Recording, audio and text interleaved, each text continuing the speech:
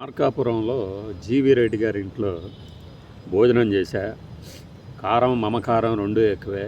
కానీ ఉప్పు కారం తినేవాళ్ళు ఎవరైనా సరే ఈ పార్టీలో ఎక్కువసేపు కొనసాగలేరు అంటూ పెట్టినటువంటి వాట్సాప్లో మెసేజ్. ఇప్పుడు ఈ పార్టీ టికెట్ కోసం నేను కేసినేని శివనాథ్ అనే ఆయనకి 5 కోట్లు అడిగారు. నేను విడతల వారీగా కొంత చెల్లించా. మిగిలిన డబ్బు రేపు మాట్లాడదాం అక్టోబర్ 24న అంటూ వాట్సాప్స్లో స్టేటస్ పెట్టుకునేంతవరకు వెళ్ళింది వ్యవహారం. అంటే ఇంకేం జరగబోతోంది? మ్యాక్సిమం తెగదెంపులు ఉంటాయి. ఇంకా కూడా ఏదో కవర్ చేసేసి కొన్ని రోజులు పార్టీలో అట్టి పెట్టుకుని వచ్చినా కూడా ఇక్కడ సిగ్నల్స్ అయితే క్లియర్. అతనితో ఆమె తుమ్మి తెలుసుకోవటమే.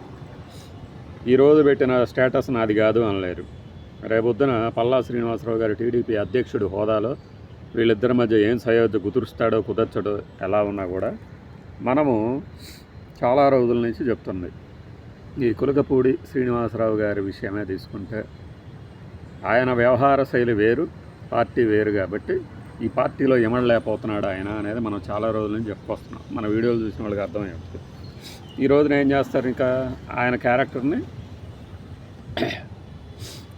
హననం చేస్తారు. ఇన్ని రోజులు ఆయన చూశాడు వేరే వాళ్ళని చేస్తుంటే సరదాగా. ఇప్పుడు తనది చేస్తుంటే ఎలా ఉంటుంది అనేది ఆయనకు అనుభవానికి వస్తుంది. ఆయన ఇంకొక కీలకమైన స్టేటస్ కూడా పెట్టుకున్నాడు. ఏంటంటే, నేను జగన్మోహన్ రెడ్డి మీద పోరాటం చేసి వచ్చాను, మీలాగా కేసిరెడ్డి చెవిరెడ్డి దగ్గర మద్యం డబ్బులు కాదు అని. అంటే దాన్ని ఎవరిని ఉద్దేశించన్నట్టు?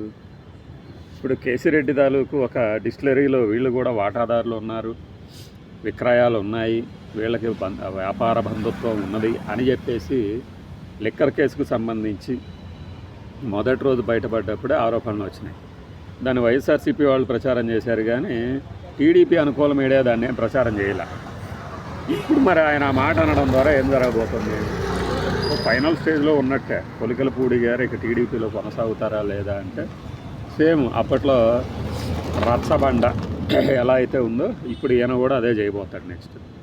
అయితే ఈయనకు ఒక బలమైన ప్లాట్ఫామ్ ఏంటంటే అమరావతి. ఇప్పుడు అమరావతికి సంబంధించి ప్రభుత్వం, కూటమి ప్రభుత్వం ఏం చేస్తున్నది అన్నది చాలామంది విమర్శలు చేస్తున్నా కూడా ఆ పార్టీలో ఈ అమరావతి ఉద్యమం అనబడు ఒక ప్రక్రియని చేపట్టిన వాళ్ళు ఉండటంతో ఎక్కువ విమర్శలు రావట్లే. కానీ ఈ కొలికలపూడి గారు కనుక బయటకు వస్తే అదే వేదిక పెట్టుకొని మళ్ళీ ఆయన తూర్పారబడతారు ప్రభుత్వాన్ని.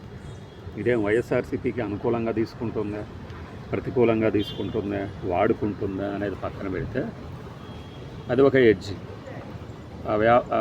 రాజకీయ లాభాన్ని తీసుకోవడానికే ఏ పార్టీ అయినా చూస్తుంది. మరి ఇప్పుడు ఏం చెప్తారు మిగిలిన వాళ్ళందరూ? కొలికలపూడికి మేము చాలా ఇచ్చాము, ఆయన రేంజ్ కాకపోయినా ఇచ్చాము అని చెప్పి మాట్లాడేవాళ్ళు బయలుదేరతారు. ఈ పార్టీకి మీకు ఇంకొక గంటలో బిగిన్ అవుతుంది కూడా అది. కాబట్టి రాజకీయాల్లో ఎవడూ శత్రువులు కాదు, మిత్రుడు కాదు. ఇంకా మాట్లాడితే నేను ఇంకొన్ని విషయాలు కూడా చెప్పాను అంతకుముందు. కొలికలపూడి శ్రీనివాసరావు గారు అంతకుముందు ఏ సంఘటన విషయంలో ప్రత్యక్ష సాక్షిగా ఉన్నాడని. ఆయన ఆశీస్సులు కూడా ఉండవచ్చు ఈయనకి. రాబోయే రోజుల్లో ఆయన కూడా స్వరం కలపవచ్చు, ఏదైనా జరగవచ్చు.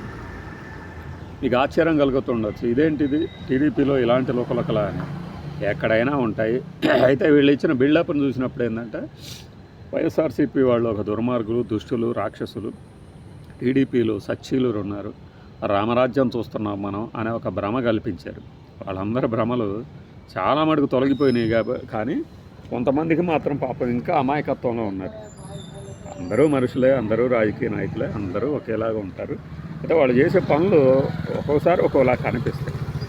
ఇప్పుడు కొలికపూడి గారి ఉదంతాన్ని మీరు ఎంత దాచాలని దాచిపెట్టినా కుదరదు. ఆయన శక్తికి మించి జగన్మోహన్ రెడ్డి మీద, వైఎస్ఆర్సీపీ మీద శక్తికి మించి విమర్శలు కూడా చేశాడు. టెక్నికల్గా టీడీపీని ఎలివేట్ చేద్దామని చూశాడు. అసెంబ్లీ సాక్షిగా కూడా మనం వీడియోలు చాలా వాటిలో అలా చెప్పాం. ఇది భరించలేని స్థితికి వచ్చింది కాబట్టి ఆయన బయటికి రాబోతున్నాడు. ఆయన బయటకు వచ్చిన మరుక్షణం జీవి రెడ్డితోనో కేవీ రెడ్డితోనో కలిసి కనబడతాడు. చూడండి. బాయ్.